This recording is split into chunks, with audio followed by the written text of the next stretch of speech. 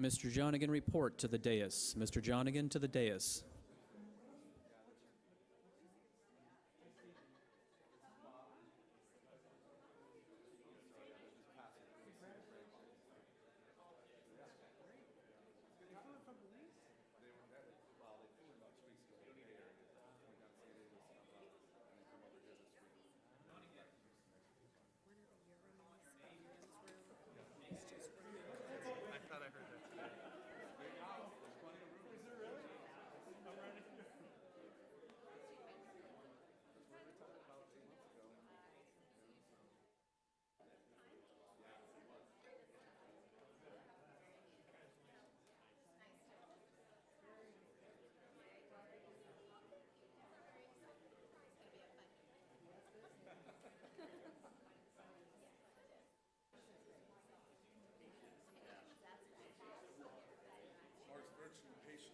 All right, ladies and gentlemen, we're going to start in about 45 seconds. So if you have a conversation, you can continue it, but as my wife says, bottom line it. Not quite sure what that means. Apparently, I talk too much. We didn't have to be quiet that quickly. It was like 45 seconds. All right, since you'll be quiet so quick, let's get started.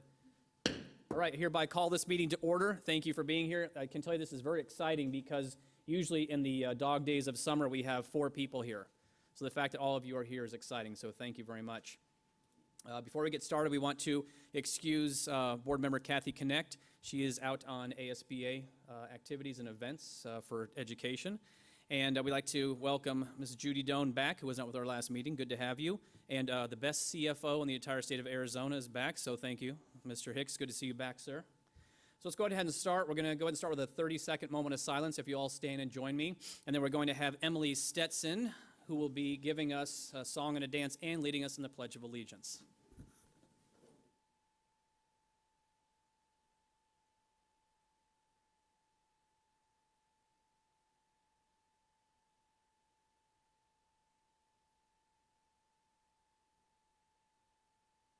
Please join me in the Pledge of Allegiance. I pledge allegiance to the flag of the United States of America and to the republic for which it stands, one nation, under God, indivisible, with liberty and justice for all. Awesome. Emily, thank you very much. Okay, so we were just in executive session, and now we are returning from executive session. So jump past that. We will head to number 5, our favorite part of the meeting, which is staff recognitions. Mrs. Dunsey, welcome aboard, ma'am. Thank you, and good evening, President Bullock, members of the board, and Dr. Santarelli. Over the past few weeks, we have celebrated the graduation of more than 2,500 high school seniors in our district. This evening, we are here to recognize a select few students who went above and beyond during their high school careers. As a result, these graduates achieved a record amount in scholarship dollars for post-secondary institutions with inspiring plans for the future. I am pleased to report that our graduates have secured an astounding $65 million in scholarships this year. This year's overall total was a record-breaking amount, as it surpassed last year's total by almost $11 million. And it is also $7 million higher than the student's previous record, which was $57.9 million, secured in the 2013-14 school year. Let us give these graduates a big round of applause.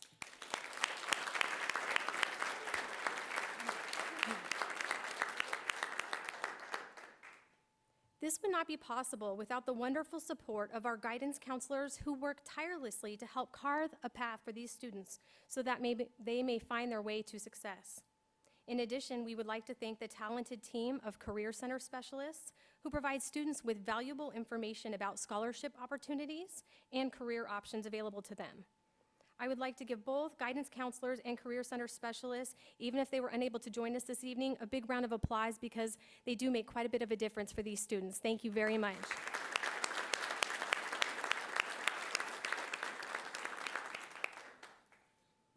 As well as our high school principals. And I know we have many that have other commitments. I know Mr. Jeff Wooten from Raymond S. Kellis was able to join us this evening. These also provide support and encouragement to the students on their campuses. I would like us please to take a moment to recognize the hard work that they put in support of their students. Thank you.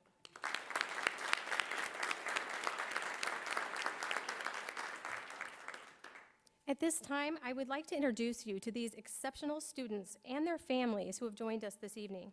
Students, when I call your name, please stand and remain standing throughout the recognition.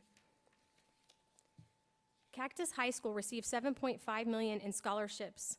Here from Cactus is Christina Patino, who received over $396,000 in scholarships. In high school, she participated in marching, concert, and jazz band. She feels that her participation in band helped shape her to become a more responsible and independent individual. Along with her passion for music, she also succeeded academically in many honors and AP courses. Christina plans to attend Trinity University in San Antonio, Texas, while pursuing a double major in neuroscience and biochemistry. Congratulations, Christina.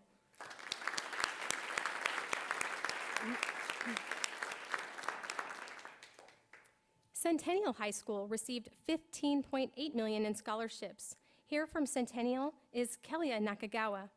Kelia received more than $760,000 in scholarships. She has always been a very active student and has been in honors academics since her freshman year. Throughout her 4 years at Centennial, she participated in various clubs, including the Science and Environmental Awareness Club, National Honor Society, and Drama Club. She is also a part of the golf, swim, soccer, dive, track and field, and believe it or not, the wrestling team. In 2016, she took first place at the Arizona Girls Wrestling State in the 125-pound weight class.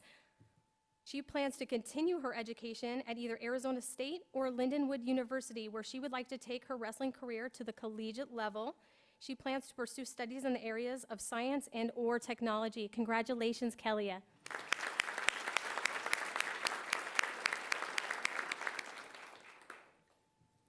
Ironwood High School brought in $8.6 million in scholarships. Here from Ironwood is Christina Bottenfield.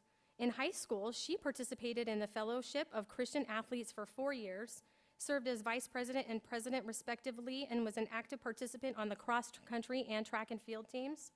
Outside of school, she is a gifted piano player, a foster parent for the Humane Society, and continues to stay involved with these organizations. She secured more than $467,000 in scholarships and plans to travel to Waco, Texas next year to attend Baylor University, specialized academic major in Baylor Business Fellows. Congratulations, Christina.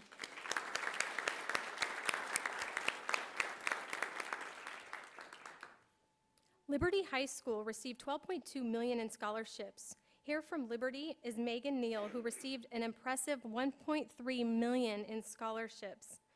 Megan was a 4-year varsity athlete and participated in both cheer and track.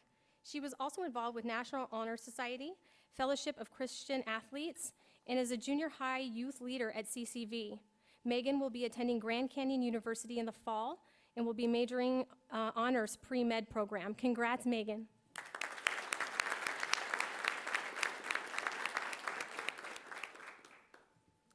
Peoria High School received $6.3 million in scholarships, and unfortunately, she was unable to join us, being on a family vacation, but I would like to take just a quick moment to tell you about Sydney Jenner from Peoria.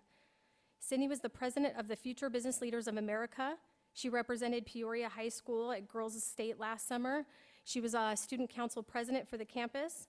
She received more than $240,000 in scholarships and is attending Arizona State University in the fall. That's also very impressive. So I know her family will be watching. Congratulations.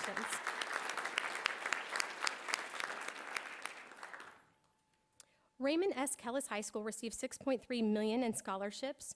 From Raymond S. Kellis is Cosme Lopez. Cosme received more than $470,000 in scholarships. He was actively involved with athletics throughout his high school career. He played tennis all 4 years and was on the soccer team for his junior and senior year. In addition to his commitment in sports, Cosme was involved with HOSA, DECA, and the National Honor Society. Outside of school, he completed over 100 hours of community service with the Wounded Warriors Project and over 75 hours of service with St. Vincent de Paul. Cosme is planning to attend United States Military Academy at West Point for the next 4 years. Congratulations, we appreciate you and your family.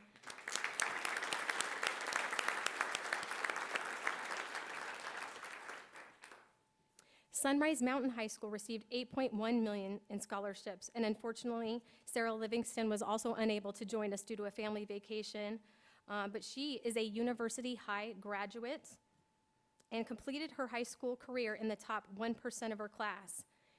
Sarah was one of the first 20 students to participate in University High and began in her 7th grade year. During her high school career, she was also involved in media productions and theater, and when she graduated, she already had 30 college credits under her belt. So even though they were not able to join, they too plan on tuning in. So we would like to congratulate Sarah Livingston for her success and her future at ASU in the fall.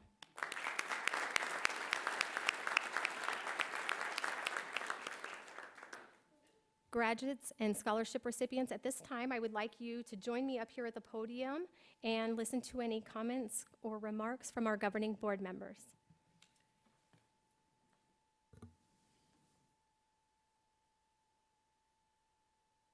First of all, as you make your way up, can I just say, and I probably act much younger than my own age, how cool is this? Seriously, how cool is this? You are representative of what, and I've said this before, what we all do. Obviously, we don't do nearly as much as teachers do, not diminishing board members, sorry, but teachers, administrators, bus drivers, food service, they're at their full time, they're there. Your parents are working at full time. How cool is that, what you've been able to achieve? So we definitely have questions and comments for you. So you're standing way too far back. So approach, with your level of success, you're gonna be asked to speak a lot, so love the microphone. So I'll start with my right. Ms. Pangarelli, comments? Well, I just wanted to say congratulations. As a parent with 2 children in college, I know your parents are delighted that you have so much scholarship money. It seems like all of you have done several things. It's just not academics. It's athletics, extracurricular activities. So I just wanted to say congratulations again. Mr. Johnigan. Yeah, I will echo that. Great job. I think if I was trying to total up here real quickly, almost $3 million or roughly $3 million in scholarships are standing in front of us here. So just a huge, huge congratulations to all of you. And yes, their parents are tremendously proud of that. Just a question for you. I mean, there's so many places out there right now that you can apply for this scholarship or this grant or this or there. Any one place that you found was the hardest or the most easy to deal with in securing some of these funds that you earned?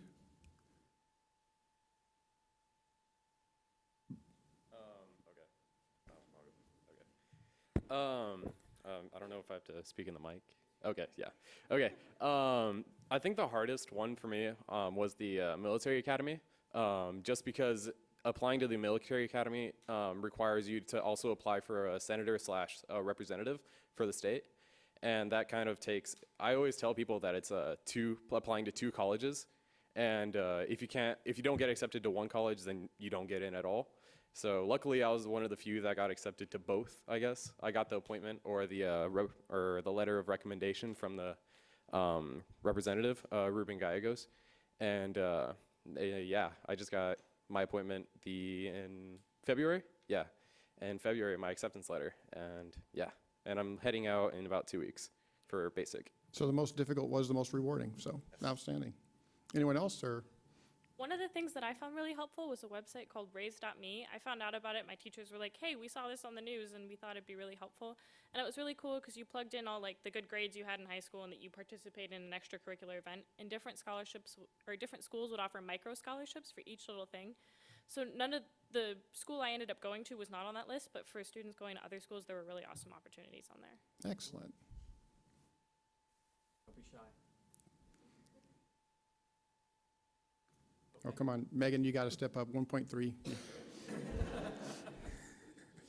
I was waiting for you, so. Can I move this? I think that it was pretty, just applying for scholarships and things, you have to really be dedicated to it and realize that the reward is going to be so great for the time that you put in. And I honestly think that that's the most difficult part because a lot of students settle and they don't really quite realize the things that they can do and the things that they can accomplish when they put in time and effort. And my parents definitely helped me realize those things. So it was difficult to put in the time to get those scholarships, but it was totally worth it. Excellent. Anyone else, or? I'm good, thank you. Mrs. Doan? Oh, I do want to say congratulations, and knowing how much student loan debt people are habitually, how much they incur and how many years it takes to pay all that back, you are going to be so glad you did this, not to, and your parents, of course, but it's like, it's going to help you start life with, a big paycheck instead of a big debt. So congratulations, and I know that in your senior year, you have a lot to do. You're trying to keep up your academics, your extracurricular, and it is intensive trying to apply for scholarships and stuff like that. So you guys worked hard and you earned that money. Congratulations. Thank you. Okay, one comment and one question that you all have to answer, or you can't leave and go out and celebrate dinner. So, first of all, how come none of you are going to the U of A, University of Arizona? Just saying, Wildcat right here, really sad right now. A lot of ASU out of state, but I'm gonna get past this. So, my serious question to you though is, let's play business. Let's play market yourself. You are now seen by your peers from grades, juniors, sophomore, freshmen. You are seen, much as Mr. Jonigan said, you're a leader because you've helped get scholarships and stuff, but you've achieved success that not all students do, let's face it.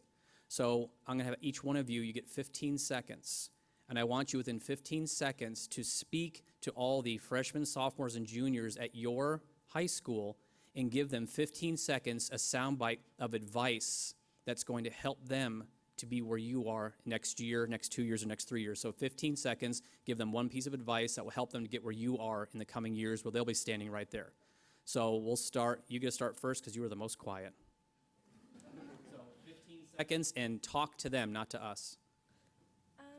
Definitely make sure that you're focusing on academics, because that is, you're a student before anything else. And don't be afraid to go out and try new things.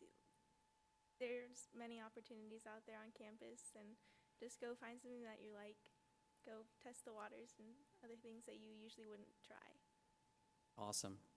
We'll just work our way through so we're not selecting anybody out of order there. I think it's really important to get involved in as many things as you can, both in the classroom and out of the classroom. And also something that really helped me is being involved in things outside of school. So really involved in my church and community service and things like that. And doing all of those things kind of comes together and helps you to have the best experience of high school, and helps teach you things that are more important than just the basic things. So I think getting involved. Great, thank you. I would say to involve yourself in every single activity and every opportunity that comes by you, and apply for every scholarship, even if you don't meet the criteria. You should always prioritize something that will build your resume, other than other things that won't really matter or aren't or just as trivial. Thank you. My advice to all the freshmen, sophomores, and juniors would be to get to know your teachers. I think this year some of my teachers, their advice, they edited all my papers before I sent them out. And they were really helpful, just like when you were having a rough day, they knew that to know that I could have my teachers there for me. And stay really on top of paperwork. It doesn't go away, and there's so much of it attached to scholarships. But like, if you're really on top of it, you can do it without being overwhelmed. But you have to learn to like prioritize and organize. Great, thank you. Start early. I can't emphasize that enough. It's just, you can't start early like enough. I mean, my freshman year is just, I didn't really start that early, and like that's one of the regrets that I have, is not starting as early as I did, or as I should have. And I think if I would have started earlier, I think I would have done I did okay right now, but I think I would have done a lot better if I had started early, like freshman year, rather than, like end of my sophomore year, beginning junior year. So yeah. No, great advice. Okay, thank you. And I just want one challenge. because you put yourself out because of your success and because of your intelligence and the support of your family and friends and teachers and whatnot.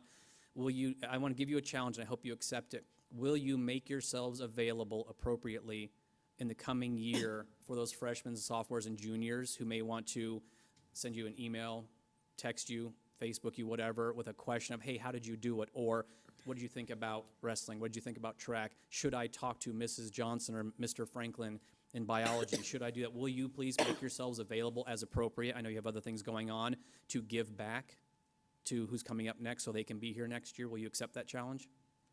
Okay, then you're free to go eat dinner. Thank you.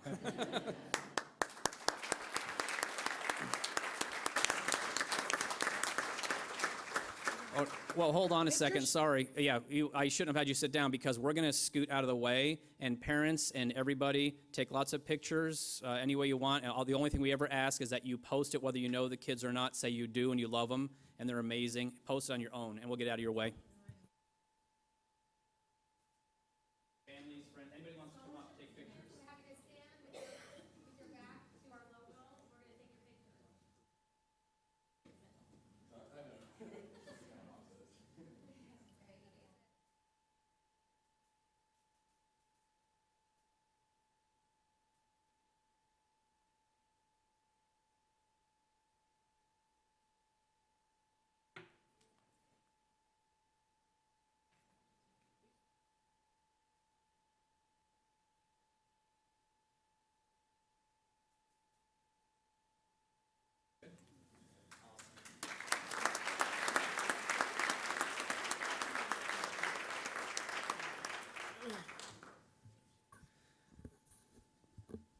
All right, Ms. Dunsey, do we have any more tonight?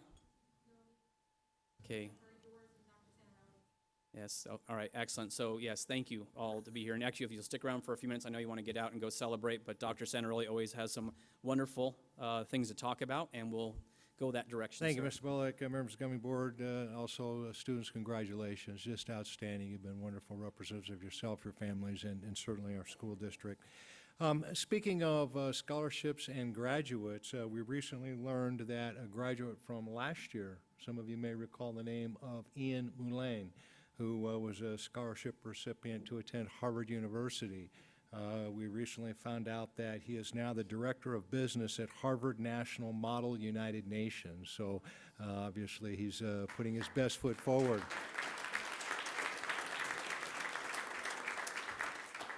Recently, the Arizona Republic hosted the 2016 Arizona Sports Awards, and we certainly had many of our schools and students recognized. Centennial High School coach Richard Taylor was Coach of the Year. Sunrise Mountain Boys basketball team received the Best Upset Award. Centennial High School's varsity football team also received an Upset Award. Centennial also had a couple of other students that were recognized for their outstanding year, and Ironwood High School was awarded the Best Fan Experience for basketball. And the band from Ironwood actually performed at that awards event, so congratulations to all of those schools and individuals. And lastly, we recently received a letter, and you have a copy of that near your desk there. And this is a letter that Mr. Hicks is sharing with us to announce that the Peoria School District has received the Certificate of Achievement for Excellence in Financial Reporting. And this is actually the highest form of recognition in the form of governmental accounting and financial reporting that a district can get. So congratulations to our business department, and particularly Michelle Myers, for all of our hard work in that area. Thank you.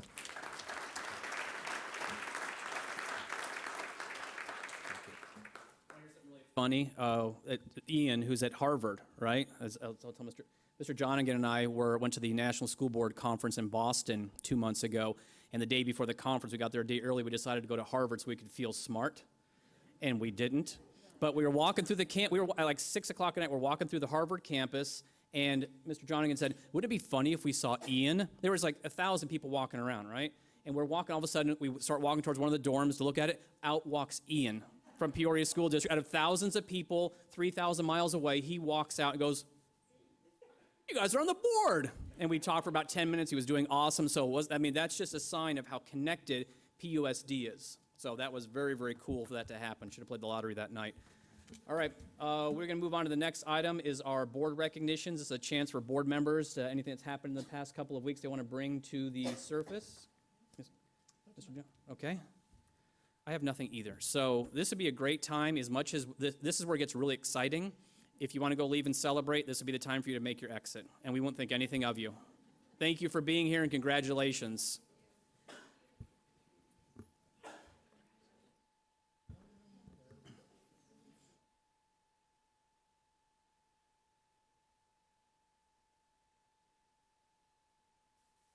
There's got to be something we can do. I love budget reports. Don't get me wrong, Mr. Hicks, I love the budget. But there's got to be something we can do at the end of the board meeting to kind of also bring that excitement as well. I don't know. We got to think of something. Or just a replay of the staff recognitions. All right, next item on the agenda is number 7, request to address a governing board regarding matters not included on the agenda. Mrs. McCarty, do I have any green slips tonight? All right, great. We'll move on to number 8 is the address agenda and consider adoption or recommended changes. This is a chance for board members to rearrange the agenda as needed to fit any specific purpose. Any rearrangements tonight? To my left. All right, we'll take the agenda as is. Next item on the agenda is consideration of recommendation for administrative appointment for 2016-2017 school year. Dr. Cruz, welcome. Thank you, Governing Board President Bullock and Governing Board Dr. Santarelli. It's always exciting to be before you to bring new principles forward for the coming school year. So tonight I have the pleasure of bringing 2 forward for you for 2 of our elementary schools, both Paseo Verde Elementary School and our Peoria Traditional School. So I'd like to start with our traditional school. We would like to recommend Eric Stone for our traditional school. Eric Stone has been a member of the Peoria Unified Team since 2004 when he was hired as a teacher at Marshall Ranch Elementary School. In 2008, Mr. Stone was promoted to assistant principal at Coyote Hills Elementary. From there, Eric moved to Centennial High School as the athletic director and then on to the assistant principal at Apache Elementary. In addition to his service within the Peoria Unified School District, Mr. Stone served our country as a proud member of the U.S. Marine Corps from 1997 to 2001. After the Marines, Mr. Stone entered his bachelor's degree from Arizona State University and subsequently his master's degree from Grand Canyon University. We are excited to recommend Mr. Eric Stone for the position of principal at the Peoria Traditional School. And we would also like to bring Mr. Mark Stutzman for the principal at Paseo Elementary School, Paseo Verde Elementary School. Mark Stutzman has been a member of the Peoria Unified Team since 1989 when he was hired as a teacher at Cotton Bowl Elementary. Mr. Stutzman taught until 2007 when he was promoted to assistant principal at Country Meadows Elementary. For 7 years, Mark served Country Meadows as an assistant principal before transferring to Peoria Elementary in 2014 to continue his service as an assistant principal. Before working in Peoria Unified School District, Mr. Stutzman earned a bachelor's degree in psychology from Arizona State University, as well as a post-baccalaureate certificate in elementary education. Continuing his education, Mark earned his master's degree in 1996 and his administrative endorsement in 2005. We are thrilled to recommend Mr. Mark Stutzman for his position of principal at Paseo Verde Elementary School. It's also interesting to note that Mr. Stutzman spent much of his teaching career at Paseo Elementary School, Paseo Verde Elementary School. We are pleased to recommend Mr. Mark Stutzman for the position of principal at Paseo Verde Elementary School. Thank you, Dr. Cruz. This is an action item, so comments, anything, any clarifications from Dr. Cruz about what's been said? Nope, we all good? Okay, it's just a vast collegiate conspiracy, all this ASU stuff. Gentlemen, I'm sorry. Okay, vast. Now we are, is it your daughter right next to you? What's her name? Cadence. Cadence, it was funny, as soon as they mentioned your dad's name, you went, and you stopped yourself from clapping. So you're going to get to clap in just a second, okay? Okay, that's awesome. All right, good. So again, this is an action item, so we need a motion and a second to bring this to a vote. I will motion that the governing board approve the administrative appointments as presented. I will second that. This is an action item, members. Please cast your vote as it pops up. Now, Cadence, clap. Yeah.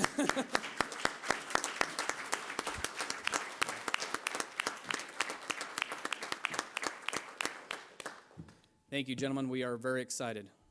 to see would you bring your talents to this organization here and raise to the next level. So it's neat, a challenge and an opportunity. So welcome aboard and thank you for your service too. Mr. Bullock, hey, if I could, I see that they have their family members here Yeah. this evening. Would you be so kind, Mr. Stone and Mr. Stutzman, to introduce your family? Thank you, President Bullock, members of the governing board, Dr. Santarelli. I appreciate this opportunity. Yes, I brought my family with me here today. It's kind of special because at the end there's my father, Steve, and my stepmom, Vicky. They just actually traveled in from Belize a few weeks ago on vacation to come see the kids since they've retired there. And then my wife, Kimberly, who teaches 4th grade at Parkridge. My son, Carson, is the oldest, and then Cooper in the hands, and then my daughter, Cadence. Wonderful, thank you. But when we're, no, you're good. When we're done, do you want to take a picture up here? Yeah, no, when he's done, no, both families separately. So just, I mean, you guys are all dressed all nice, why not? So. Hey, Good evening, President Bullock, members of the board, Dr. Santarelli, Dr. Cruz. I'd like to introduce my wife, who is a wildcat. So you have somebody, Jennifer Stutzman.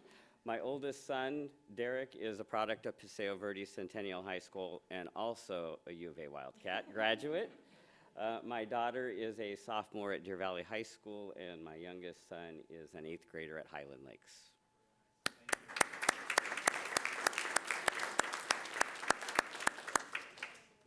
Can we do a picture and post that, please? Thank you. If you want to come up just as separate, one at a time, your families, and we'll take a picture and post it for you online so you can be famous for 15 minutes.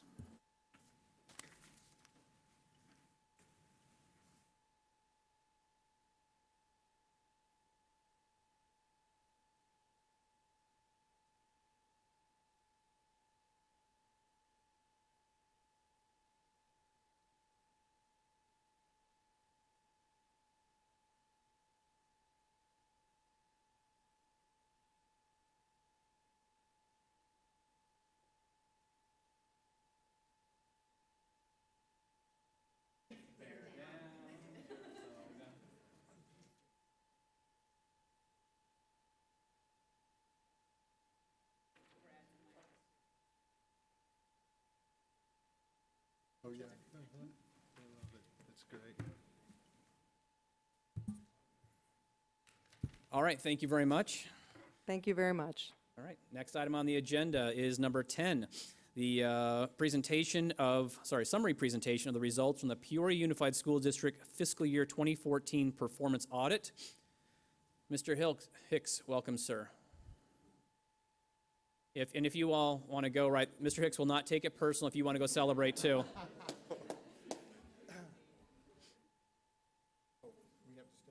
Yeah, we have to stay, sorry. Oh, ouch.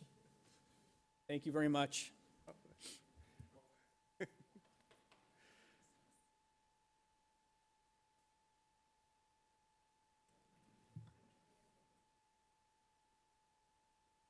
Good evening, President Bullock, members of the board, Dr. Santarelli, Dr. Cruz, staff, community members, colleagues. Thank you very much for allowing me to present tonight.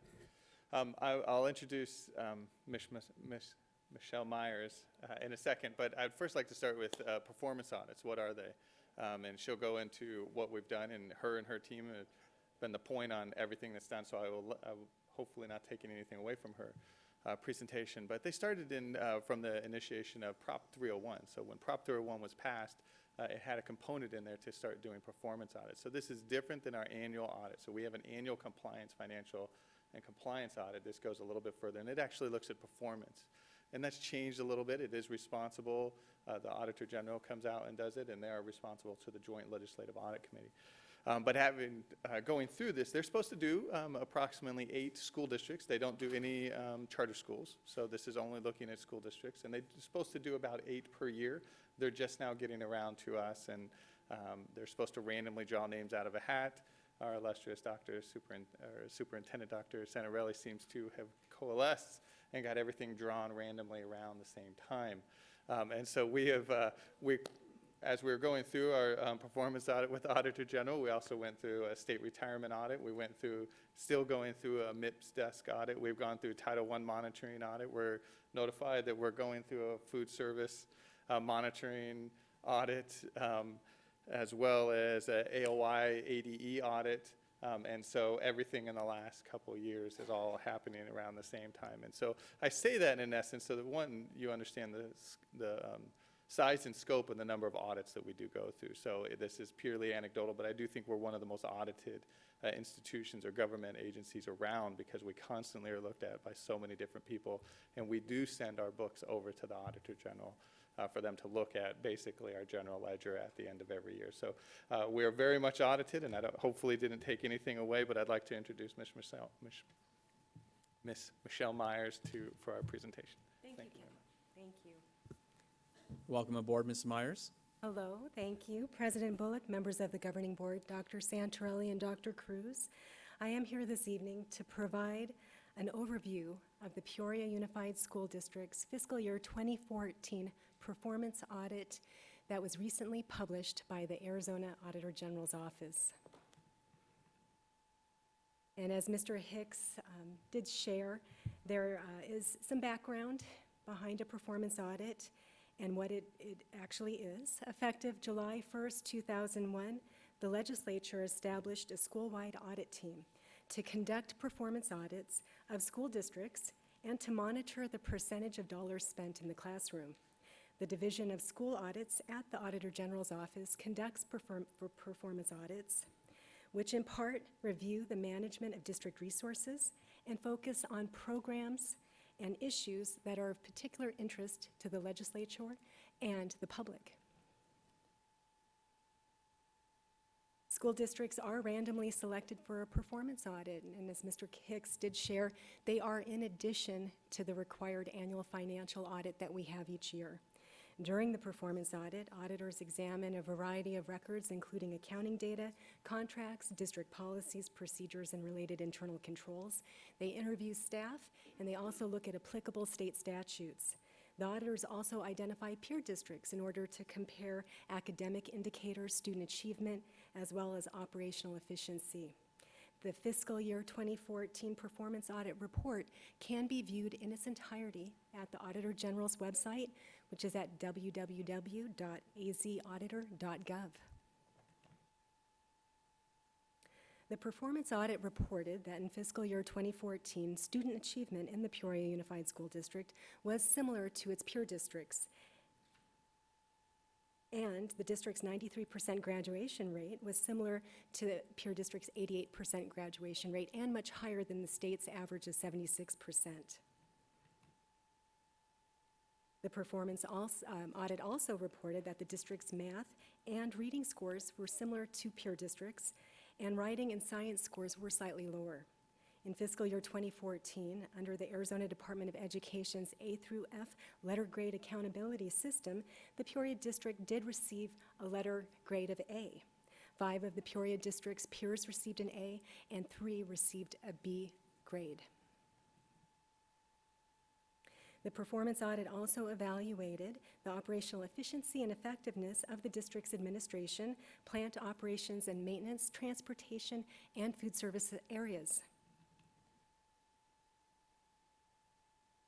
The audit concluded that in fiscal year 2014, the Peoria district operated efficiently overall, with operational costs that were similar to or lower than peer district averages, and the district was compliant with all Proposition 301 classroom site fund requirements.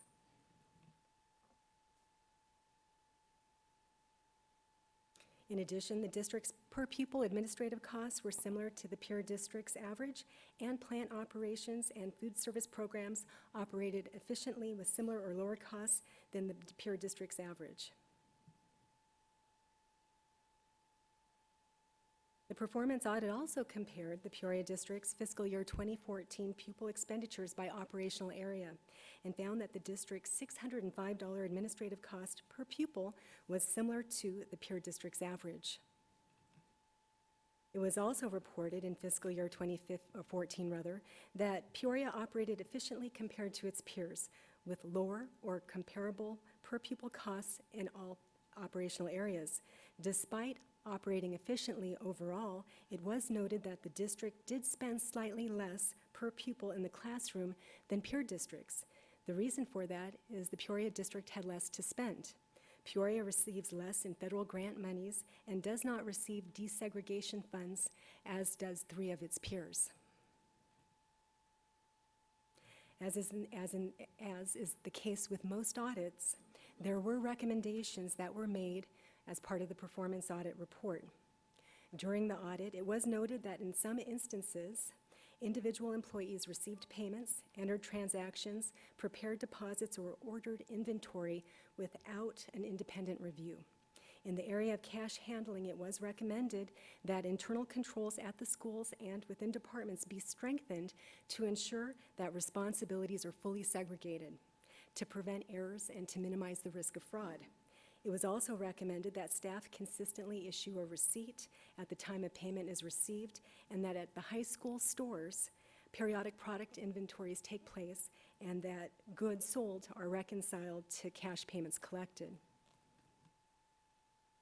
In the area of cash handling, it was also recommended that the school sites and student stores consistently secure pending deposits in a locked safe or drawer while awaiting pickup from the district's armored car service program, and that staff consistently follow the district's procedures to reconcile all cash receipts received and related documents to deposits that are made to ensure that they're deposited in a timely manner.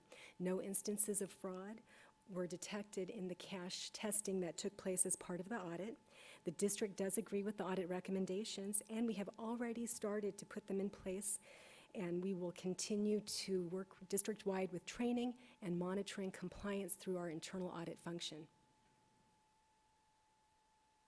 Payroll controls were also reviewed during the performance audit, and 2 instances of an employment contract being misfiled or perhaps not being issued were identified, as well as staff working an extra assignment in addition to their regular duties that might not have had a completed employee position request in advance of that individual providing the worker services. The audit report recommended that to help ensure that employees are paid properly and that all activities are authorized in advance, the district should require that assignments, additional duties, and related payments are approved through an employment contract or personnel action form before the employee performs the work. In fiscal year 2015, the district fully automated our employee personnel action process. And that now will help address some of these recommendations. And we will continue to conduct staff training district-wide and ensure that an EPAR is completed in advance of an employee working an assignment or an additional duty. Transportation costs were similar to peer districts. However, it was noted during the performance audit that preventative maintenance was not consistently conducted in accordance with the district's maintenance schedule. To address this issue, the Transportation Department now conducts a monthly audit of the maintenance schedule to ensure that it is adhered to. Districts receive transportation funding based on a formula that uses primarily the number of route miles traveled during the first 100 days of the school year, and secondarily, the number of eligible students transported.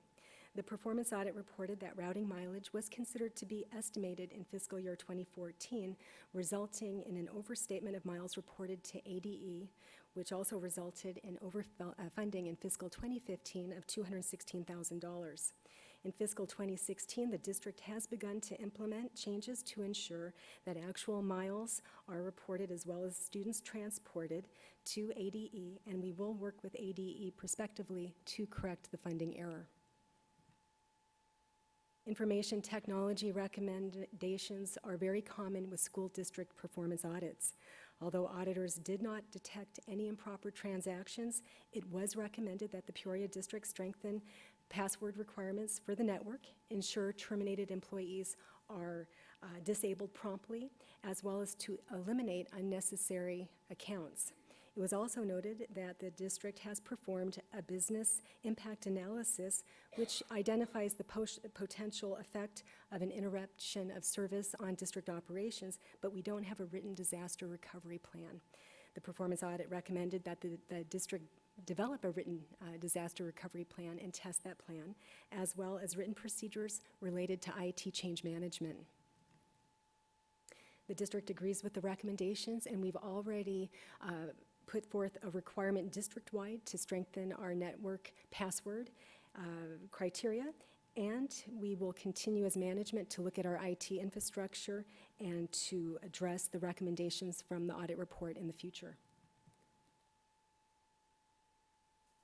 The performance audit information and recommendations have had a very positive impact on the Peoria district, and we will continue to work with the Auditor General's office over the next fiscal year as we pursue the goal of 100% compliance in all areas. This concludes the overview of the fiscal year 2014 performance audit for the Peoria Unified School District, and at this time, administration is ready to answer your questions. Good, thank you very much. We'll start on my left this time. Ms. Stone, questions, comments? Very good presentation, thank you. Thank you. Ms. Pangarelli? Okay, Mr. John again? Actually, yeah, I do have a question. Actually, I'm looking for just, I guess, a little clarification. If we could turn to slide 10.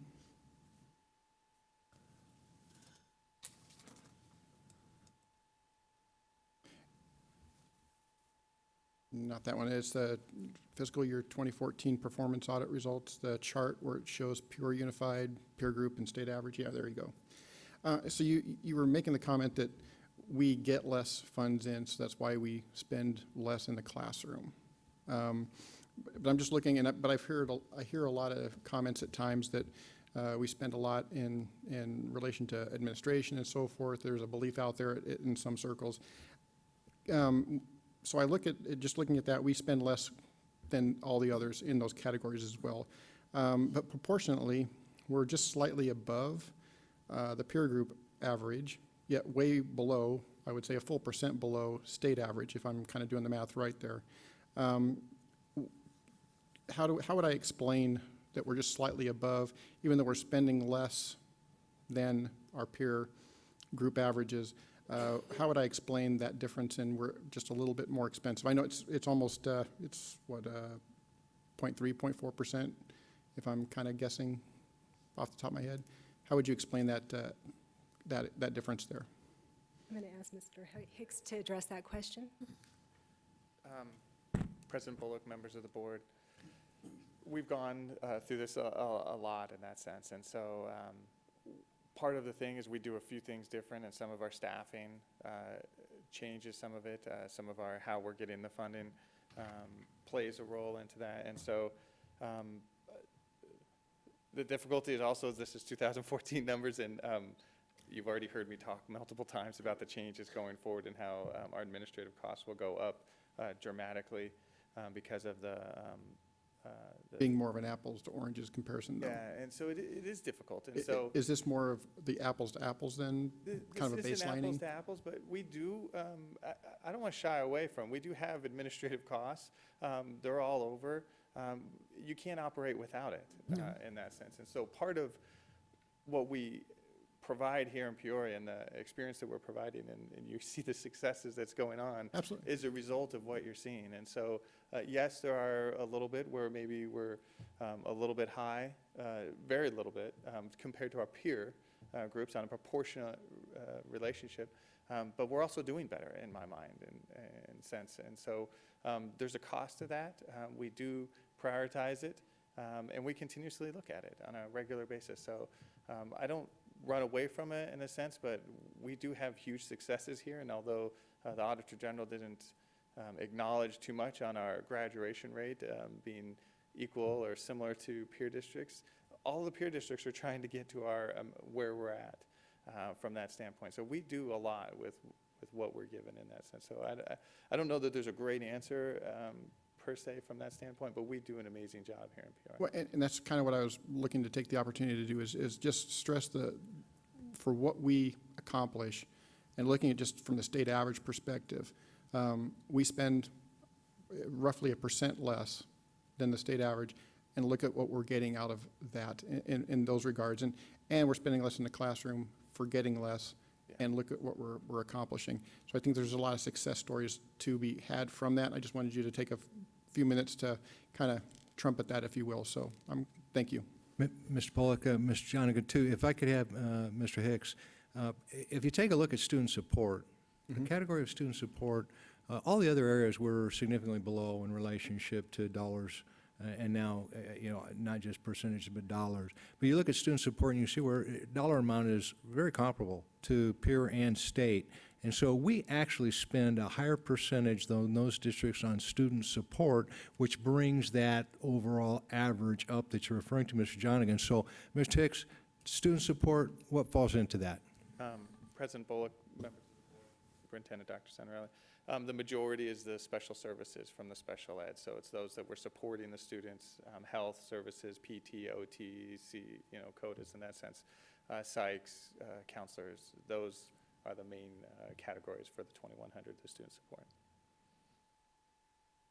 Oh, and my point there is that those are supports directly for students that have specifically identified needs, whether health or physical needs. Thank you. Thank you. A couple questions. There's actually two reasons I requested this to be an agenda item and not just a report for, Thursday report for us to review, is one of the things that we've all been pushing for is obviously transparency, and we all agree with that. It's not just the board versus administration. We've all been pushing for transparency, and transparency is actually twofold. It's here's data, and then here's negative data, negative information, negative results, and what are we doing to fix that? Transparency is getting better. No one is perfect. No district is perfect. Peoria is pretty darn good, but there's obviously always areas of improvement. That's what I want to bring to light, because misconceptions and then perception becomes reality on we're not doing this, we're not doing that, or we are doing this, we are doing that. So let me ask just a couple pointed questions just so we can get everything out, flesh everything out and get some answers, and we can just move forward. And that's what I really wanted to do with this.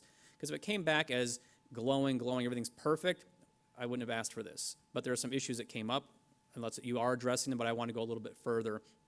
Let's pick transportation, for example.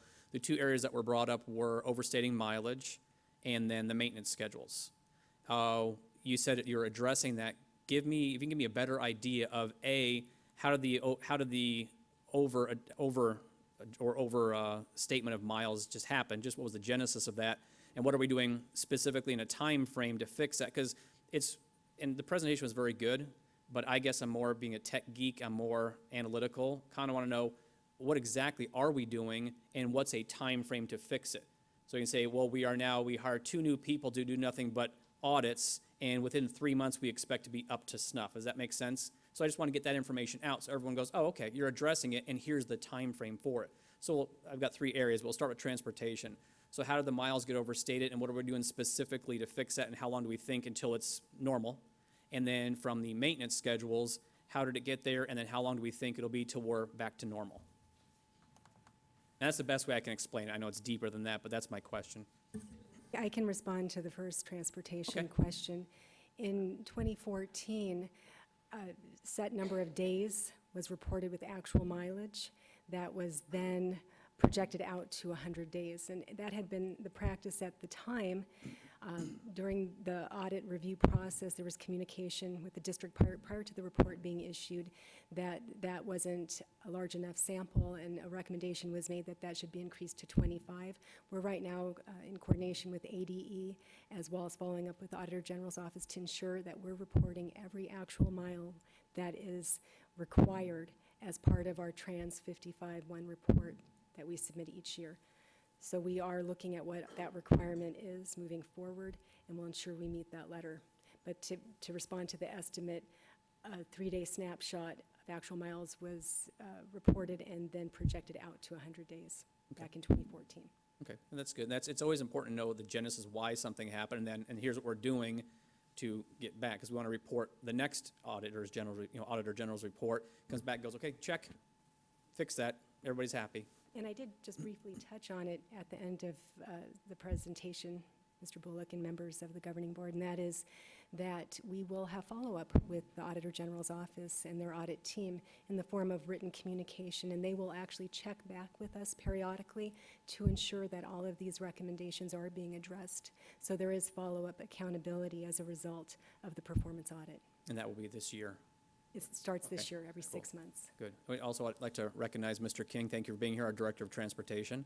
And so the second part of that was on the maintenance. Obviously, what was the genesis, how did it happen, and what are we doing to fix it, and what's a timeline to get back to normal?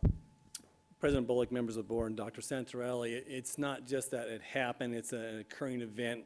Give you an example of a snapshot. June 1, we roll over every month where our buses, which ones meet the criteria of mileage or number of months that need their service, an A service, which goes from end to end, the whole bus.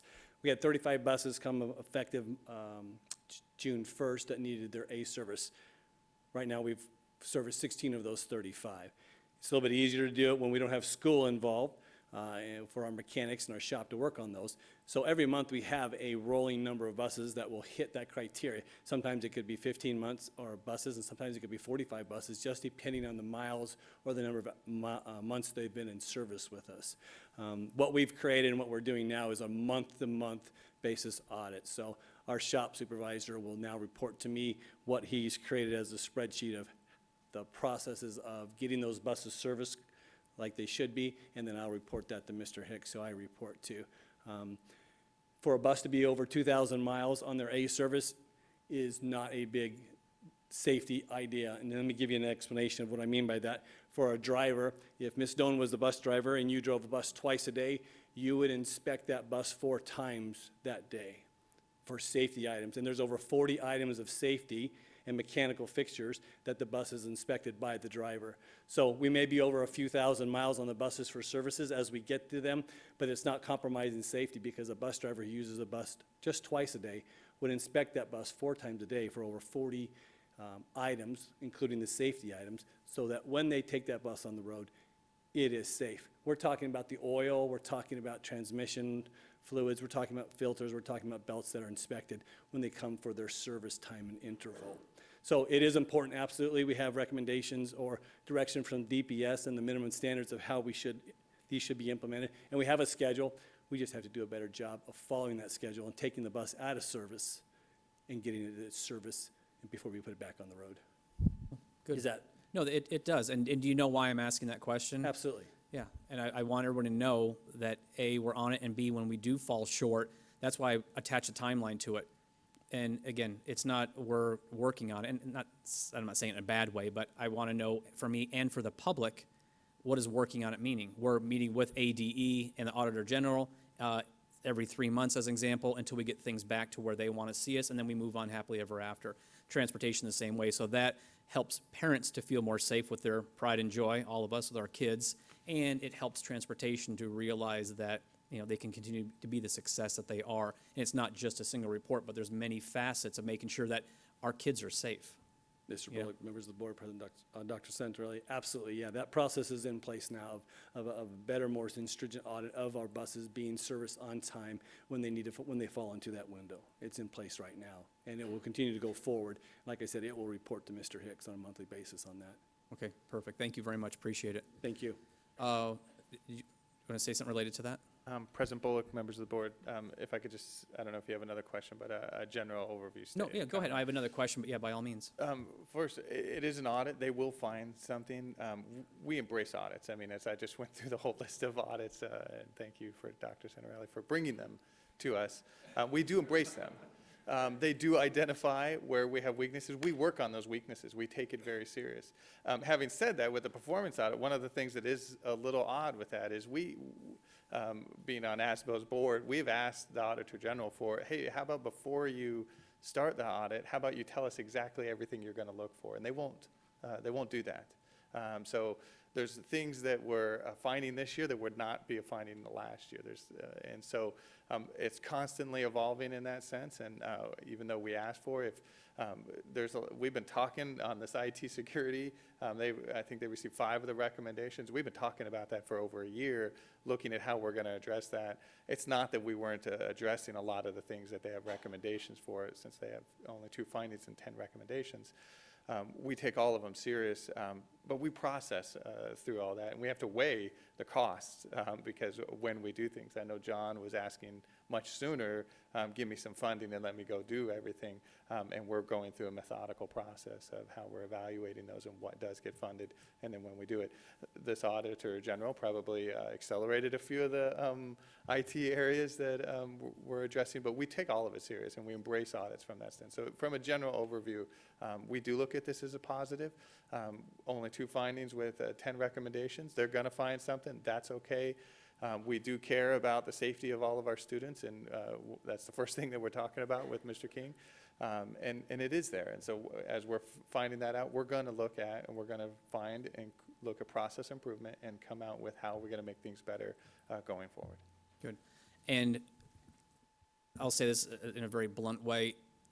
You want these questions coming from me and us and not from the newspaper and perception and social media once it's been filtered and twisted 10 ways till Tuesday. That's another reason I'm doing this. I want this to come straight from the horse's mouth of exactly what happened, what we're doing about it, and it wasn't really a big deal. Of course they're going to find something, but you want it coming from here in this forum, and then it disseminates out correctly. So that's why I'm bringing it up as well, and give you the chance to educate all of us to go, oh, okay, here's why it happened, here's what we're doing. President Bullock, members of the board, we've never shied away from anything. We try to be as transparent as possible. I do see that. I do read the editorials. I do see it online. It's going to happen, and as I've tried to illustrate tonight, we get audited by everybody in the world. We look, we send our books. I see constantly, we need to audit the schools. We need to look at this. I think I heard last week at a PLC conference about how 15 or 20 plus years ago, maybe there was about 5 or 15 negative conversations about education, and recently, as I looked in June 15, there were 544. And so I think it's grown 40 times. The criticism that is on education, and we look at that and we understand that, and we do everything we can to make it as best as possible. Through that, transparency is a big issue. So you've heard me say many times, the superintendent's annual financial report, the auditor general report, our own annual financial report, we post all of that online. We tell you where it is to look at it, and we share all of our numbers in that sense. Good. So Good. And the only other question I had, again, so we can get the answer out for that, is the cash controls and cash handling, like at our high schools, is that same thing. How do the cash controls at high schools, for example, become, as the report shows, a little bit lax? And what are we doing to tighten up cash controls at each of those high schools? And what kind of time period are we looking at to getting that up to normalcy? And the comment was related to the high school store.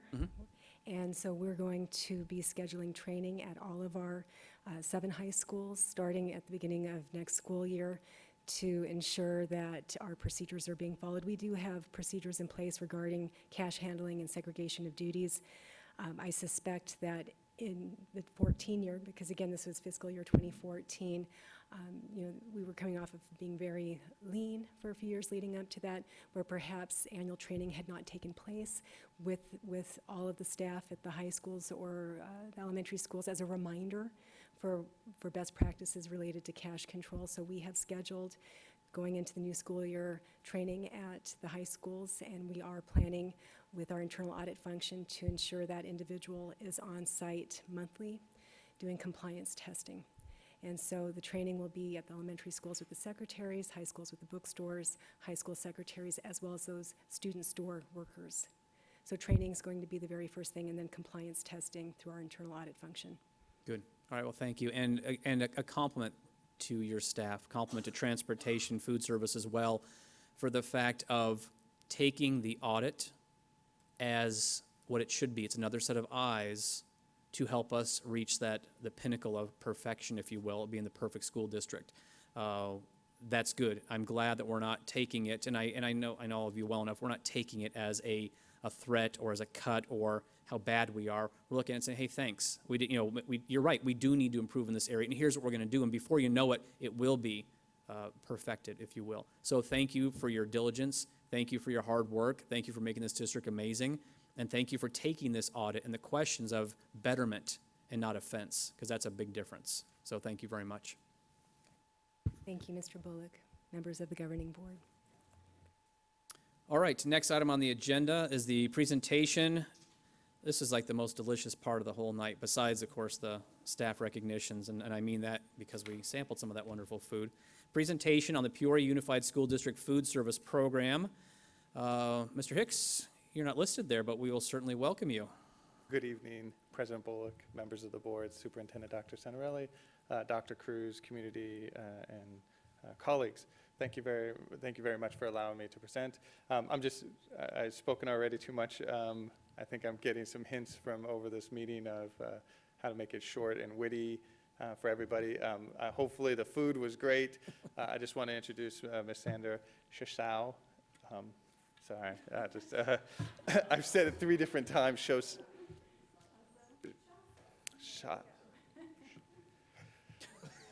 Our food service director. To go with food, I've said it wrong so many times. I apologize. But she does an excellent job, and you've already gotten a little bit of a sample, and I'll let her go, and I hope I don't steal, not stealing any thunder, but the amount of work that goes into our food service program, and I know it doesn't please everybody. I know I have a kid that came over, loved the food compared to where different district last year. And so we're constantly looking at it. We're doing plate waste studies. We're constantly looking at process improvement. But I just wanted to show my appreciation before she started with her presentation. So I will introduce Ms. Sandra Shoshow. Wait, say it really loud. Name is Sandra Shasso. For him. I'm poor husband. Thank you for being here tonight. We appreciate it. Thank you. President Bullock, members of the board, Dr. Santarelli, Dr. Cruz. It's my pleasure to get the opportunity to actually brag about school nutrition. First, I want to show you the numbers. We serve 3 million meals, or 3 million lunches or so every school year. That doesn't include our summer meals. That's about 15 to 20,000 meals every day, depending on the menu item. We serve about 750,000 breakfasts. With a $12 million budget, that gives us about $3 per meal, including both labor costs and food costs. We usually aim for about 50 to 75 cents per entree. So that gives you an idea of what we're working with. In 2010, the Healthy Hunger Free Kids Act came about, and you had heard a lot about school meals, good and bad. This act brought in a couple different changes. 100% whole grain rich foods and calorie maximums. Because of those, it changed some of the portion sizes and a lot of what kids were used to. Students also now were required to take a half a cup of fruit or vegetable. This was a big challenge, telling kids you have to take it. Instead, we tried, come on, try something new. It's something exciting. You can do it. The vegetables that we offered also required that they met different color subgroups. You cannot see this screen or this slide, which is okay, but I wanted to show you this is just how we plan lunch. We have a couple dietitians on staff that it takes to plan both the high school, the elementary, our preschool menus, our snack menus. We have lots of menus that they have to plan. It's not an easy process, and all of these menus have to meet the new requirements that are built on the dietary guidelines for Americans. So in the past, you got what you got. They served you a plate, and this is what you ate. Now, students have choices. In our elementary schools, we offer 2 hot entrees every day, and in addition, we serve either a cold wrap, a salad, a sandwich, a yogurt lunchbox. We have different options for every student every day. In our high schools, we have at least 15 different entrees every day. There's always a vegetarian option, so we can't have students saying, but I can't eat your food. There's always something available for them. So they have choices. Now, more than 10 years ago, we introduced fruits and vegetable bars in every school. We wanted students to have choices. Our goal was to provide color, to provide fresh fruit, fresh vegetables, canned fruit, something that entices the kids to actually want to take something. This is a picture of one of our high school fruits and vegetable bars. So this is just a small portion of it. That's only half of it. So every student that comes up has all of this to choose from. This is a picture of our elementary school fruit and vegetable bar. So in this one, you can see there's lots of color choices again, lots of fruits, lots of vegetables. This is something designed to entice them, to make something interesting, to make it colorful, to make it look like something they might want to take, because they have to take at least a half a cup of vegetable or fruit. We want it as something that they can take. They've experienced a lot of different fruits and vegetables with us. You see the title called Local Produce. We actually have been working with our vendors, our dietitians, our buyers, have tried to do things great for kids. When was the last time you had kale, kiwi, jicama, ruby grapefruits, tricolor cauliflower, heirloom tomatoes, mini bell peppers, and pluots? Anyone bought any of those recently? These are, see, you're a good eater. So these are all things that we've introduced to kids. You may buy them for your kids, but what about those students that never get those options at home? whether it's the cost or a parent that's never had it. I never had kiwi till college. It was not something my parents didn't buy. That was something that I was introduced to. We're introducing it to kids early on. We want them to try something new. We purchased I Tried It stickers. So when they picked something off the fruit and vegetable bar that was different, they got a sticker that said I tried it. The kids went home. I had feedback from a parent that said, my kid had this sticker. And I had to ask him, what did you try today? So here's a chance for our kids to tell their parents, this is what they're offering for us at school. So you've seen our produce, and let me tell you, the kids can take anything they want off of this. They can take as much as they want. So you've seen our produce. Now I want to show you some pictures of real school lunch. You've seen the pictures online of what the kids post. I want to show you what is actually out there. So I mentioned earlier that students have choices. This right here is a student choice. This could be something that a student picks in a high school. It meets the minimum requirements. It has your half cup of fruit or vegetable, has your grain, it has your protein. This is something a student could choose. This is what they could have taken. For the same $2.75, they can have the water, milk, chocolate milk, whichever one they want. I put peaches on there, some fresh peppers to go with my salad. This is all something that's available for them. Here is another picture, pizza and tater tots. Who doesn't love pizza and tater tots? This is something I would have picked. But, and again, you look at the portion size. In high school, I ate half the pizza, not just one slice. That's what I was used to eating. So we have that challenge with calories, but this is what they could have taken. Part of our challenge is that with the Healthy Hunger Free Kids Act, they put maximum calories on there. The meals are designed to meet 1/3 of the average calorie for an average student. Our football players' needs are not an average student. That sedentary high school student that does absolutely nothing is not an average student. So they have to meet things that average student, this would meet their needs.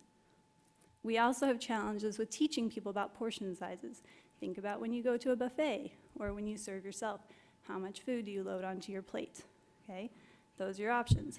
Our challenge with McDonald's, they've taught everyone that 20 pieces of 20 chicken nuggets is a serving.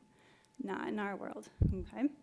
All of USDA's goals with My Plate, with dietary guidelines, with school nutrition, is to teach people portion control, moderation, and filling your plate not just with that entree, but with fruits and vegetables and dairy. So this next picture is actually one of my lunches that I had one day. I do like taking pictures of my school lunches. So this is what I picked. We bake all of our products, we do not fry them. We do have fryers in our high schools only for French fries, and it's only one time per week. Our corn dogs are baked, our chicken nuggets are baked, everything is baked. What is the baked item there that's breaded? Oh, those are the mini corn dogs. They are awesome, yes. They are Second, delicious. thank you. And they're whole grain, low fat, and they actually are turkey dogs instead of beef hot dogs, but they're still really good. Did you bring any by chance? Not tonight. Next time. Carry on. So we know that, so again, ours is baked, not fried. Of course, fried foods are really good, but that's not something we want to teach as a daily part of your diet. Another one of my lunches, again, we go out to schools and we eat the school lunch every single day, so this is one of the choices I picked. The difference in the tray, this is a high school tray to not limit kids, so we encourage them to load up on different fruits and vegetables. So before the Healthy Hunger Free Kids Act came in place, we were already serving 50% of our grains as whole grain rich. We knew that that was something important and we were already doing it. The change was that everything had to be 100%. For our grilled cheese, we used to do white bread on the bottom and whole grain on the top, and then when you serve it, you flip it over so the kids don't realize they're getting whole grain. Pizza was already whole grain. Kids don't notice it. There was a lot of things that we were already putting in there, getting kids used to it. Some of the items, however, when we changed it to whole grain, the participation dropped off on those items. The mac and cheese, the whole grain mac and cheese was one of those. The pasta didn't always hold up as well. Whole grain pastas take getting used to. Our local Arizona Gold burrito is a hit across districts all over Arizona. When it became whole grain, it had kind of a weird sweetness to it. So again, same thing, the kids just didn't pick as often. But there were also other items out there that the kids really liked. So now those in the audience don't know, but the board members got to sample some of our school lunch. So they had the whole grain mac and cheese, the regular mac and cheese, whole grain burrito, regular burrito, whole grain orange chicken, and a whole grain roll. So what were your thoughts on it? You're allowed to give honest feedback. Well, for myself, the burrito was my favorite, even though I did love the orange chicken, but I didn't know the mac and cheese were two types. So I guess I didn't notice the difference. Good. Very good. As I was always told, if it's good and good for you, it didn't matter if it was good for you if it wasn't good to you. So everything I tried was fantastic. You know, I loved the orange chicken. I thought that was outstanding. The little burrito, that was outstanding. I only ate the whole grain one, left the other. But everything whole grain to me was fantastic. I guess I'll have to have a better conversation with my kids going to schools about what they're eating at lunch, but you know, it was fantastic. I love what you showed, what is possible to have on a lunch versus what they come home and tell us that they're having for lunch. And it tastes great, so no excuses on their part now, so thank you. Ms. Doan? Well, I didn't really notice a difference with the burritos. They were good. Now, do you have, what kind of guidelines do you have concerning the sodium? The sodium levels, they have actually continued to decrease how much sodium can be in there. Right now, they're at a 2,300 milligram, which is consistent with a cardiac diet. And they're supposed to decrease them more, but right now in legislation, they're looking to see if they can delay that a couple of years to have the manufacturers kind of catch up. Right. I have gotten to where I don't like as much sodium personally, just my taste, and the mac and cheese tasted very salty to me, but that's my personal taste. I know the kids are going to go for the saltier, Yeah. but I thought it was all very good. And I did have a question concerning like sauces or dipping things. Is any of that available for the vegetables and stuff? Yes, we have ranch. We have, our ranch is a low-fat ranch. It's naturally fresh is the brand. It is one of my favorite. I actually like it better than full-fat ranch. The kids love it. I was in a district as an intern years ago, and when they switched away from it because it wasn't available for a short time, the kids revolted. They didn't want ranch anymore until they got that back. It's a very good product. So like is that all you have? Like for the corn dog, mini corn dogs and stuff like that? Do you have ketchup We available? have ketchup, mustard. We have the condiments that make sense for the product. We Right. always have the ranch available for the fruit and veggie bar, but then we also have ketchup, or we have sweet and sour sauce or barbecue sauce. Is all that counted in the calorie count? Yes, yes. Everything that we put on that tray has to be available, or has to be included in calorie Is count. the school looking at reduced sugar ketchup? Actually, I want to say ours is already reduced sugar, but I'm not 100% sure. Yeah, because I was shocked. My daughter loves ketchup, and I was reading, and it said, you know, spoonful for spoonful, ketchup has more sugar than ice cream. And I was like, what? Tomatoes are very sweet. But anyway, I was just curious about that because I know a lot of kids, they'll eat their vegetables if you give them some ranch. Yeah. So, yeah, thank you. I'm really impressed with your sourcing of whole grain products to replace traditional, bleached white products. The macaroni and cheese, being a parent of 6 kids, I'm a fine connoisseur of boxed macaroni, like an aficionado of boxed, cheap, 39-cent macaroni. That my only kids, that's the only thing they'll eat. I'll make fresh stuff, and they'll still go back to the Kraft for some strange reason. That wheat whole grain was indiscernible from a fresh homemade product. I mean, obviously served on a little, styrofoam tray, but it was that good. So it's amazing how you've been able to source that good of a quality of product that passes for, and we have these passes when it comes to kids, for what's naturally available in a restaurant, for example. It was that good.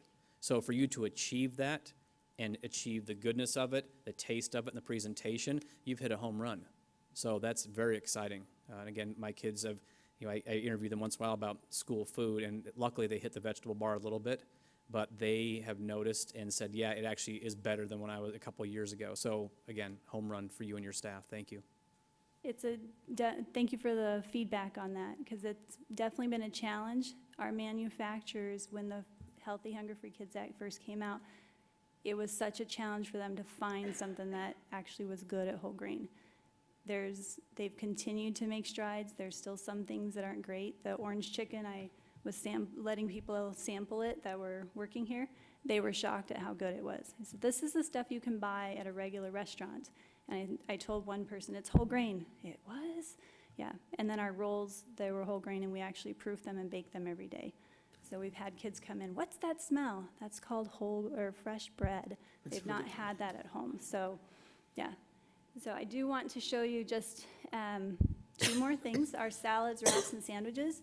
These are something that our dietitians last summer went through and reworked everything to make sure that we had the best presentation, best products. We actually now bring them to the DAC, and someone didn't realize we sell the same things to our kids. It's like, but it's really, really good. Yep, we're trying to have the best for you guys and for our kids. Do you actually have raspberries on your salads available? When it's seasonal, we can put we can put raspberries and items on there. We have to follow seasonal produce. You just put yourself in competition with Paradise Bakery. That looks really good. And I will plug that any adult well, I shouldn't say any adult, any staff member is welcome to go to a school and purchase meals. For an adult, it's $3.75 versus going to any restaurant, go anywhere, and it's more expensive. So. Excellent. And then I will leave with my chance to advertise free meals, breakfast and lunch at many of our schools. And then also we are serving dinner at our Peoria Community Center for free as well. So I'm just plugging our free summer meals. And then with that, I will stand for questions. Amazing. Thank you. Ms. Stone, any follow-up questions? No, that was very informative. Thank you. Okay.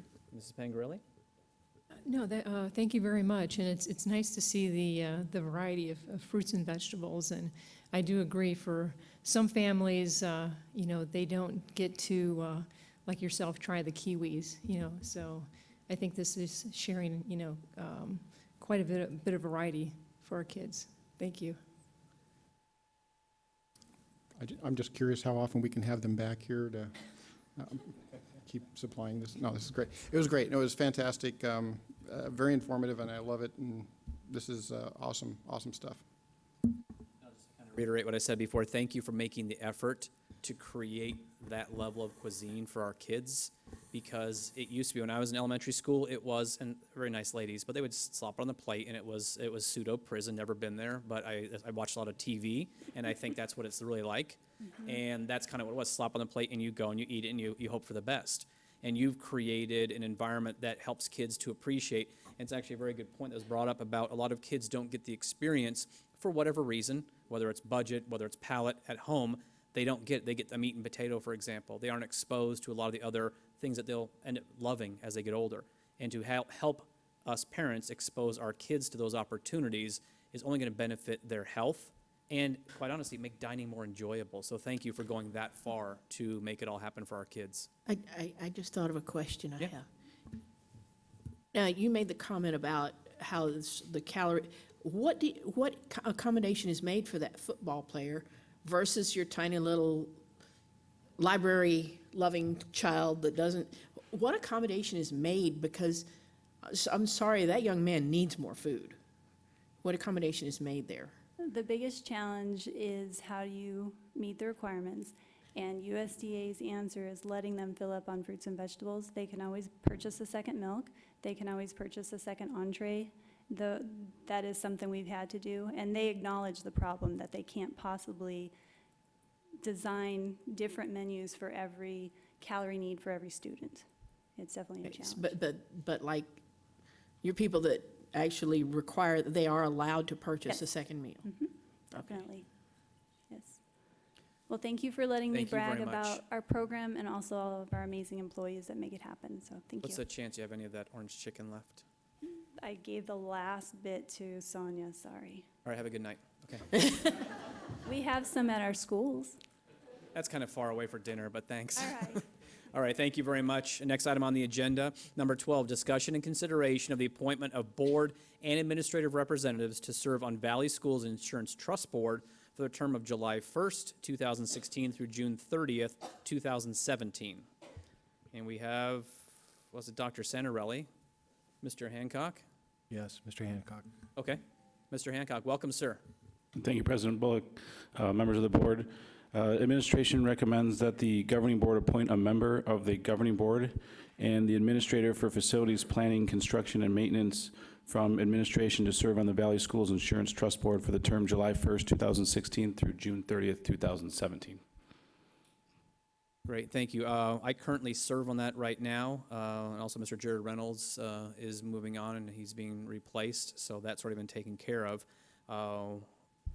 I'm happy to serve on that. I mean, my term on the board ends at the end of this year, so it'll be a half year, but I'm more than happy to continue to serve on Valley Schools Insurance Trust through the end of the year, if the board would have me. If not, I'm certainly open to campaigning.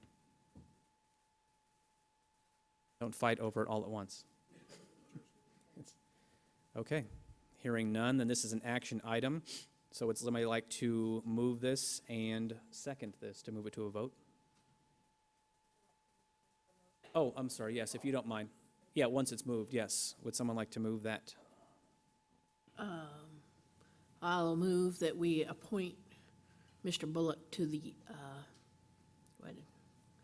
board and administrative, to be the board administrative representative to serve on Valley Schools Insurance Trust Board for the term of July 1st through 2016 through June 30, 2017.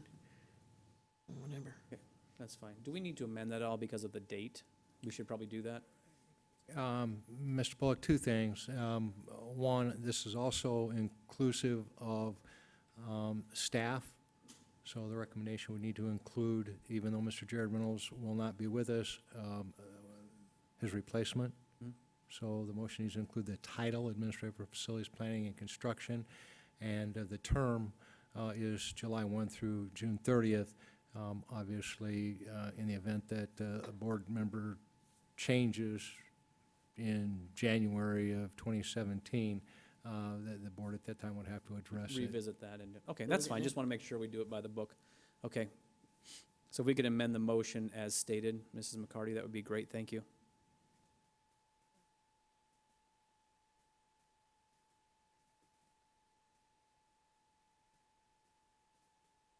Perfect, thank you. See, move the one.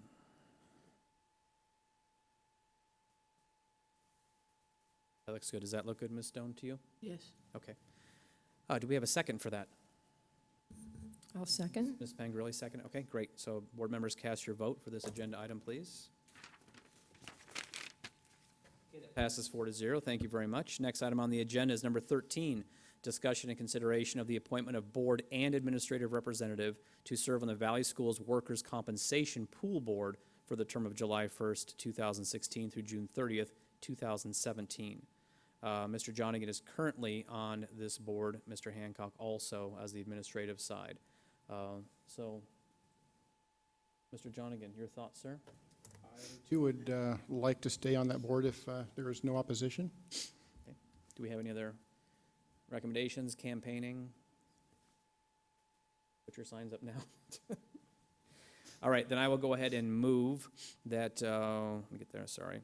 Move that we recommend the appointment of a member of the governing board, in this case, Mr. Johnigan, and the Administrator for Human Resources to serve on the Valley Schools Workers' Compensation Pool Board from July 1st, 2016 through June 30th, 2017.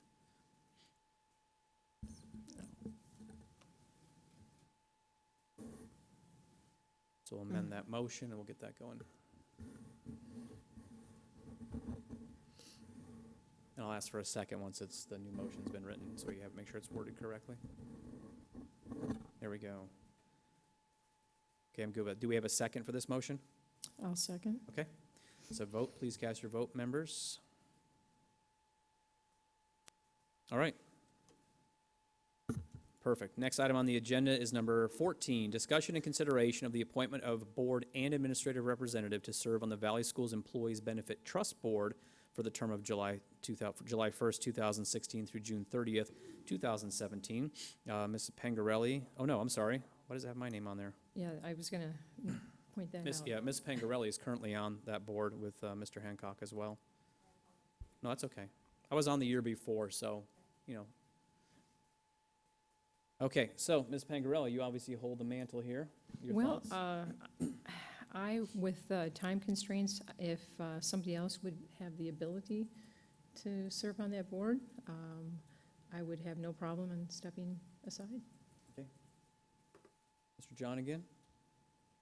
I'd be happy to step in. Okay. Mrs. Doan? Works for me. Would you like to campaign against Mr. John again? No. Okay. All right, wonderful. So we'll go ahead and amend that. So that's been moved. I will move, so we can move it forward.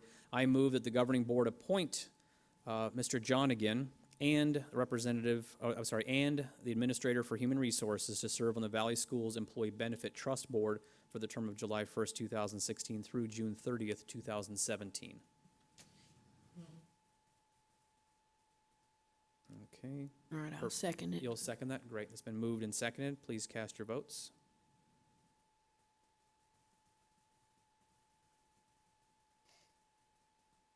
All right, thank you. Mr. Johning, you're going to be getting quite a fat compensation package on those two boards this year, so your wife is going to be happy.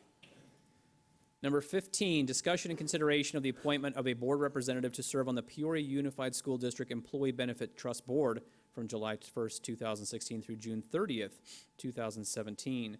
Ms. Pangarelli, you also hold the mantle for this one. What would you like to do? I do, but I don't know if Dr. Santarelli can clarify. From my understanding, by serving on one, that you need to serve on this one. Is that correct? Ms. Bullock, Ms. Pangarelli, traditionally, that's what we've done Okay. because of the interface between our local EBT as well as the Valley Schools EBT. So historically, you are correct. The same person would typically hold both seats.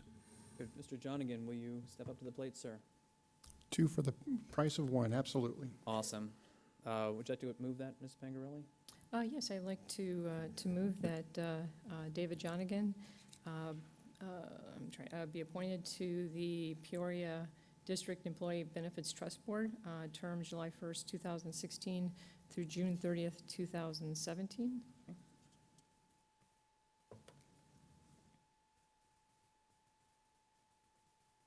Does that look good? Yes. Okay, I will second that. So move us to a vote. Please cast your vote, members. All right, Mr. Johning, I believe that's called the trifecta. 3. You have won something. Yes, sir. Thank you for your service. We appreciate it. And thank you very much for taking over. Yeah, no problem. We appreciate Beverly for your work in the past year, so thank you. All right, number 16 is consideration of the award of the performance-based compensation included in the 2015-2016 employment contract of the superintendent. It is presented by me, and so we have reviewed, and this is an action item in order to, any questions or comments, of course. If not, we would need a motion and a second to move this to a vote to award the compensation per the contract that was agreed to a year ago for performance-based compensation. Any comments or questions from the board? No? No? All right, we'd need a motion and a second to move this to a vote. Do I have a motion? I will motion that the board approve payment of the performance-based portion of the superintendent's 2015-2016 contract in the amount that is based on verification of established goals as they have been met. Great. Do I have a second? I'll second. it. Both of you. That was a tie. That's a dual second. Rare, but valuable. Whatever. Okay, this has been moved and seconded. Go ahead and cast your vote. Okay, passes 4-0. Thank you very much, board members, and a special thank you to Dr. Santarelli for, you're going to be missed, but a big part of why you're going to be missed is because you really wanted and you really made success happen. And deep down inside, I really think you want success to happen in PUSD.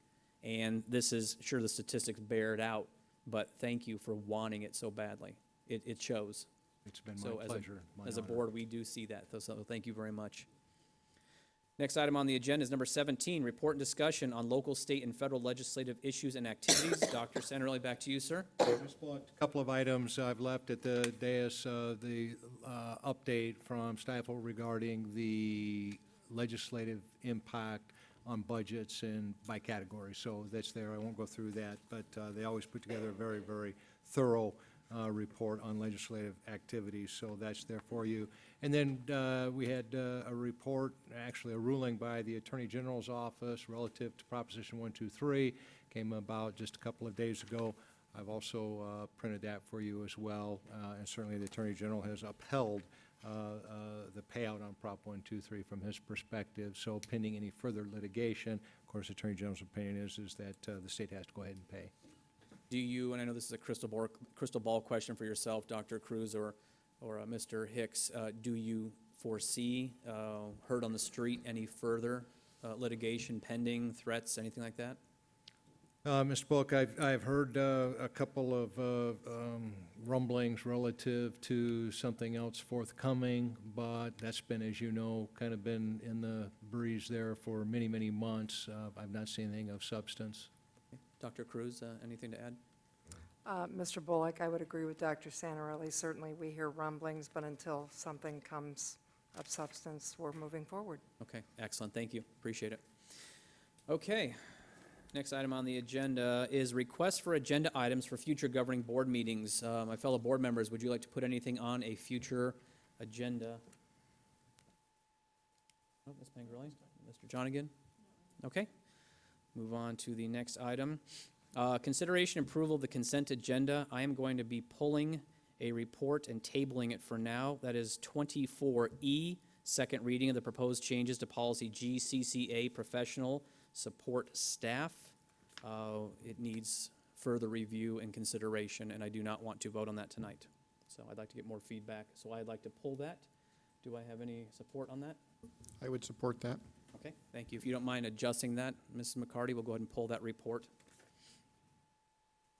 Anybody, I'm sorry, any other reports or any other items to pull from the consent agenda? No? Okay, as is, besides that number, 24E? Okay, thank you.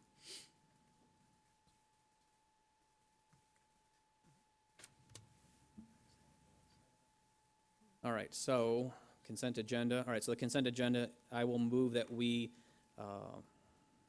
approve the consent agenda as stated with the pulling of 24E. Do I have a second? I'll second. Okay, thank you.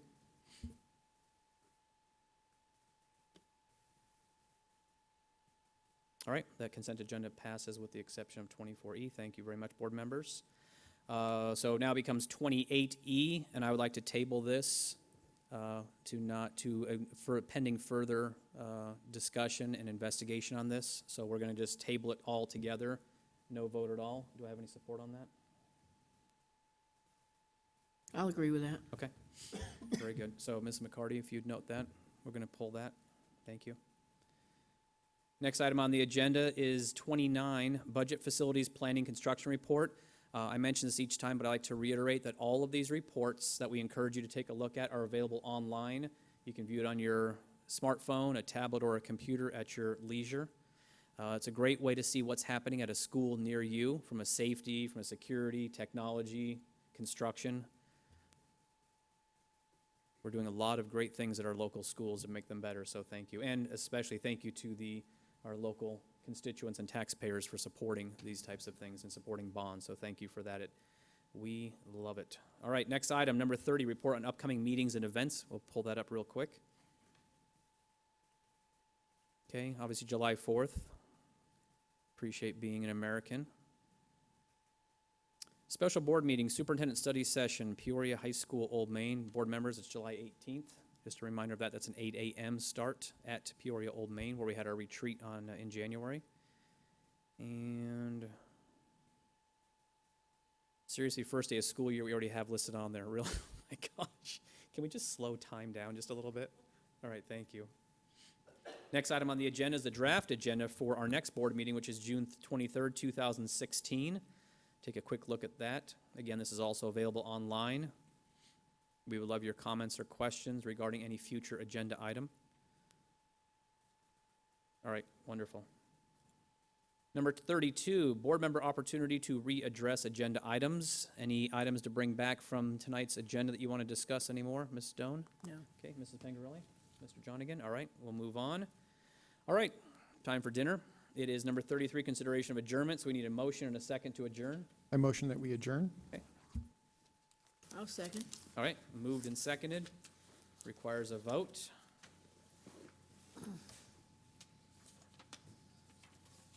All right, passes 4-0. Thank you very much, everybody. Have a great night and be safe.